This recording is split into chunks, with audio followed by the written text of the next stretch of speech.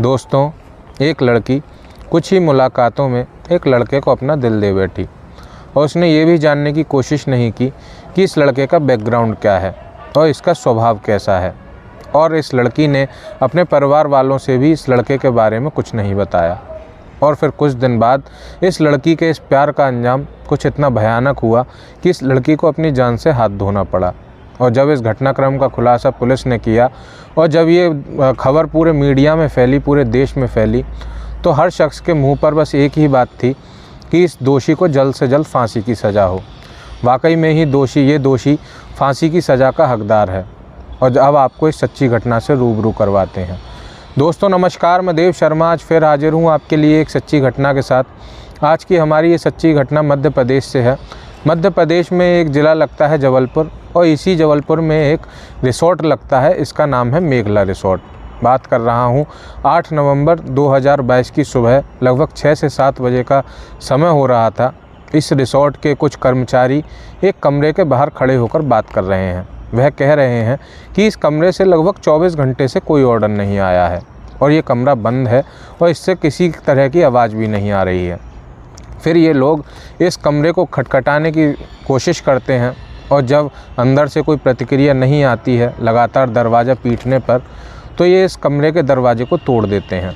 और फिर जब वह अंदर जाते हैं तो उनके पैरों तले ज़मीन निकल जाती है क्योंकि अंदर एक लड़की की लाश पड़ी हुई थी।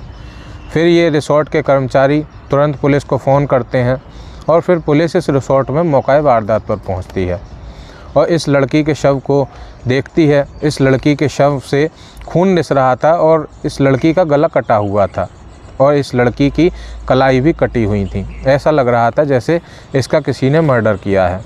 फिर पुलिस इस रिसोर्ट के कुछ कर्मचारियों से पूछताछ करती है और ये पूछने की कोशिश करती है कि ये लड़की कब इस रिसोर्ट में आई थी।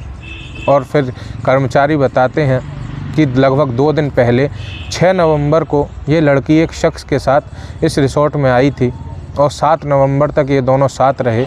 और फिर 7 नवंबर की सुबह ये जो शख्स था वह इस होटल से फ़रार हो जाता है। और ये जो लड़की है ये इस कमरे से जब बाहर नहीं निकली 24 घंटे तक और ना ही इस कमरे से कोई ऑर्डर आया, तो फिर हमने इस दरवाजे को तोड़ा, अंदर जाकर देखा तो इस लड़की की लाश पड़ी हुई थी। इसके बाद फिर पुलिस आगे की छानबीन करती है और इस लड़की के शव को पोस्टमार्टम के लिए भेजती है। और फिर जो आईडी कार्ड इन दोनों ने इस होटल में ठहरने के लिए जमा कराए थे, आधार कार्ड, फिर पुलिस उन्हें देखती है, जिसमें से शख्स का नाम था अभिजीत पाटीदार और इस लड़की का नाम था शिल्पा झारिया। फिर इस शिल्पा झारिया की शिनाख्त की जाती है और फिर पुलिस शिल्पा झारिया के घर पर पहुंचती है। शिल्पा झारिया यहीं जबलपुर के पास के एक थाना क्षेत्र की रहने वाली है। फिर इसके परिवार वालों के पास पहुंचा जाता है, उन्हें सूचना दी जाती है, तो परिवार वालों का रो रो कर बुरा हाल था। और फिर परिवार वालों से पूछताछ करने पर यह पता चलता है कि ये जो शिल्पा झारिया थी ये जबलपुर में ही लगभग 2 से 3 साल से रह रही थी और ये एक ब्यूटी पार्लर में काम करके अपना खर्चा चलाया करती थी। बेहद गरीब परिवार से आने वाली है ये लड़की। और फिर अब पुलिस इसके कातिल को ढूंढने के लिए निकल पड़ती है और इसका जो कातिल है वह वही शख्स है जो इसके साथ होटल में ठहरा था और इसका नाम था अभिजीत पाटीदार, जो इसके आधार कार्ड पर लिखा हुआ था। पुलिस को एक और बात पता चली थी, जब पुलिस इसने इस कमरे में छानबीन करी थी जहां से इसकी लाश मिली थी, तो वहां पर शिल्पा के मोबाइल और एक ATM कार्ड नहीं मिला था। और फिर पुलिस इस कातिल की जांच में जुटती है और फिर पुलिस जब इस अभिजीत पाटीदार नाम के आधार कार्ड का पता निकालती है तो पुलिस को पता चलता है कि ये फर्जी आधार कार्ड है। और फिर पुलिस के हाथ यहाँ नाकाम हो जाते हैं और फिर पुलिस इस व्यक्ति की जांच कर ही रही थी कि तभी पता चलता है कि शिल्पा झारिया के ATM कार्ड से लगभग 20,000 रुपये निकाले गए हैं और जो इस ट्रांजैक्शन की लोकेशन थी वह थी दिल्ली। और फिर इसके बाद पुलिस लगातार इस आरोपी को पकड़ने के लिए इधर से उधर भाग रही थी। वह कभी दिल्ली जा रहा था, कभी चंडीगढ़, कभी हिमाचल, तो कभी हरियाणा। पुलिस इस आरोपी को ढूंढ ही रही थी कि तभी 3 दिन बाद 11 नवंबर को शिल्पा झारिया के इंस्टाग्राम अकाउंट पर एक वीडियो अपलोड होता है और इस वीडियो में साफ साफ दिख रहा था कि ये जो व्यक्ति है अभिजीत पाटीदार, जो इसके साथ ओयो में गया था, रिसोर्ट में गया था, वह व्यक्ति लगातार उसकी हत्या कर रहा है और उसने उसकी गला काट दिया है और वह लगातार उस वीडियो में यह कहता हुआ भी दिखाई दे रहा था कि बेवफाई का जो अंजाम होता है वह यही होता है और किसी के साथ बेवफाई नहीं करने का, और ये बेवफा थी इसलिए मैंने इसे मार दिया। और ये वीडियो उसी रूम का था जिस रूम में लास्ट में शिल्पा की लाश मिली थी। अब पुलिस इस आरोपी को पकड़ने के लिए बहुत मेहनत कर रही थी, मशक्क़त कर रही थी, और पुलिस पर लगातार दबाव भी आ रहा था क्योंकि ये जो वीडियो थी वह सोशल मीडिया पर वायरल हो चुकी थी और लोगों में इस वीडियो को लेकर बहुत आक्रोश था। लेकिन ये जो आरोपी है ये लगातार पुलिस को चैलेंज कर रहा था, लगातार वीडियो डाल रहा था शिल्पा के अकाउंट से, और वह पुलिस को भी लगातार चैलेंज दे रहा था कि दम है तो पकड़ कर दिखाओ।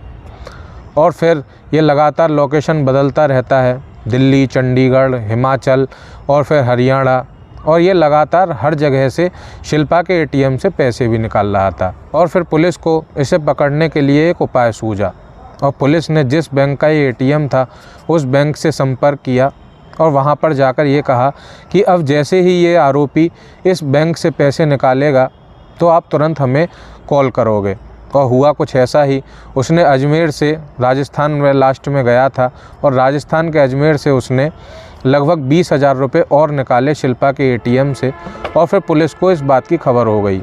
मध्य प्रदेश पुलिस ने तुरंत राजस्थान पुलिस से संपर्क किया और अब अजमेर में ही इस व्यक्ति के लिए पूरे अजमेर में नाकाबंदी कर दी गई।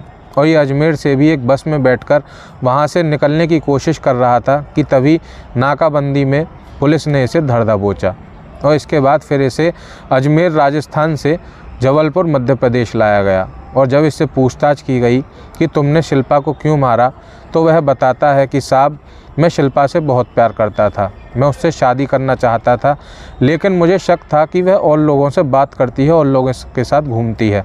मैंने उसके सोशल मीडिया अकाउंट पर भी कई और गैर मर्दों के साथ उसके फ़ोटो देखे थे और उसके व्हाट्सएप पर कई चैट भी पड़े थे जो और लोगों के साथ उसने कर रखे थे। और मैं उसे लगातार समझाया करता था कि तुम्हें गैर मर्दों से मिलना छोड़ना होगा, तुम सिर्फ मेरे लिए बनी हो, और वह इस बात को मानने के लिए तैयार नहीं थी। उसके मेरे एक बिजनेस पार्टनर के साथ भी संबंध थे जिसका नाम है जितेंद्र और जो बिहार पटना का रहने वाला है। मैंने उसे बहुत समझाने की कोशिश की लेकिन वह नहीं मानी, तो मैंने उसे मारने का फ़ैसला किया।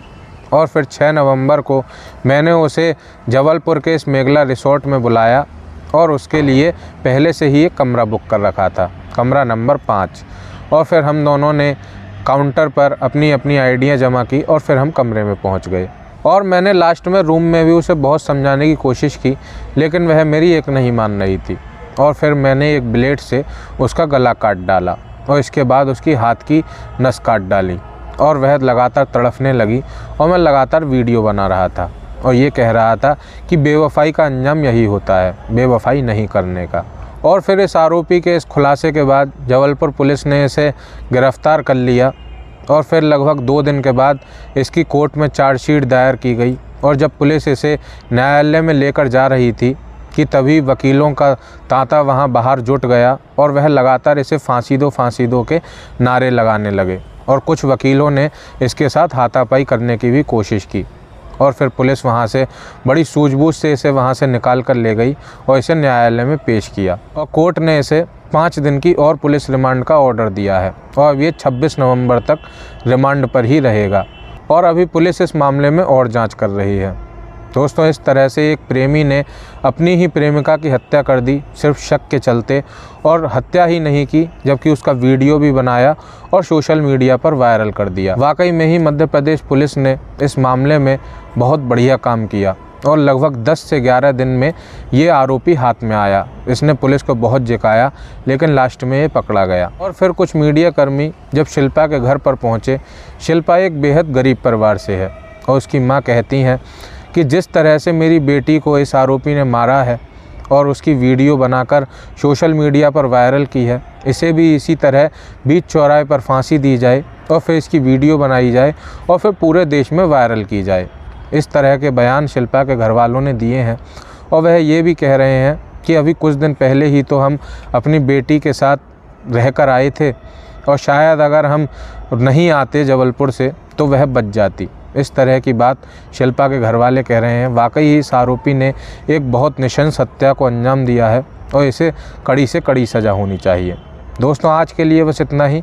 आगे मिलता हूँ आने वाली सच्ची घटना के साथ। अगर आपको हमारी ये सच्ची घटना पसंद आई हो तो लाइक करें, शेयर करें, हमारे चैनल को भी सब्सक्राइब करें और बेल आइकन भी दबाएं ताकि आने वाली सारी सच्ची घटनाओं का नोटिफिकेशन आपको मिलता रहे। और अब आपसे एक गुजारिश, कृपया सतर्क रहें, सुरक्षित रहें, जागरूक रहें। धन्यवाद। जय हिंद, जय भारत।